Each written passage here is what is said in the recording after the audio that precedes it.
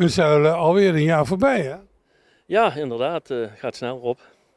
We gaan weer een mooie brandprocessie organiseren, maar voorafgaande daarvan is er op de markt een en ander te doen. Ja, inderdaad. Omdat het dit jaar de 360ste keer is dat die stadsbrandprocessie van Roermond de binnenstad naar de kapel trekt, hebben we een extra voorprogramma ingelast. En dat vindt plaats op de markt in Roermond. En wat is daar allemaal te zien? Nou, op die 18e mei vanaf 11 uur 's morgens tot 3 uur als de processie trekt, hebben we een programma waarbij demonstraties door de brandweer gegeven worden. Ook de jeugdbrandweer is daarbij aanwezig. We hebben een stuk of 9 historische brandweervoertuigen aanwezig staan. Voornamelijk uit Limburg, maar ook uit Noord-Holland. Zelfs eentje uit Mazeik. En natuurlijk ook een huidig brandweervoertuig die daar voor de mensen staan en die kunnen ze dan bezichtigen. Jeugdbrandweer, dat zegt me nog niet veel eigenlijk.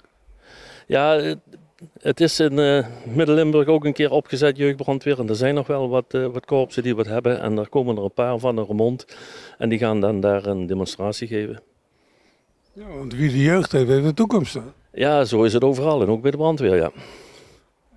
De brandprocessie op zich, heeft die een speciaal karakter? Weet u er iets van?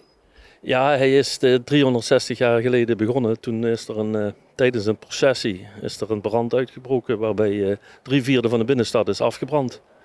De mensen zijn toen moeten vluchten richting de kapel en dat wordt elk jaar een beetje nagebootst. Mensen uit de binnenstad, vooral de putten wat we hebben, nemen hun putkaars mee, brengen die naar de kapel en die wordt daar aangestoken om Maria te bedanken en te vragen voor haar om bescherming voor nog meer onheil. Waar begint de processie? Ja, we starten op de markt om 3 uur. Dit jaar wordt het echt een grote processie. We hebben inmiddels al meer dan 20 verschillende groepen die meelopen.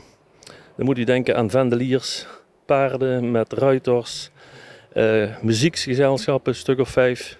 Die brandweervoertuigen trekken ook mee. Ja, het wordt een grote processie. Nou, komt allen, zou ik zeggen.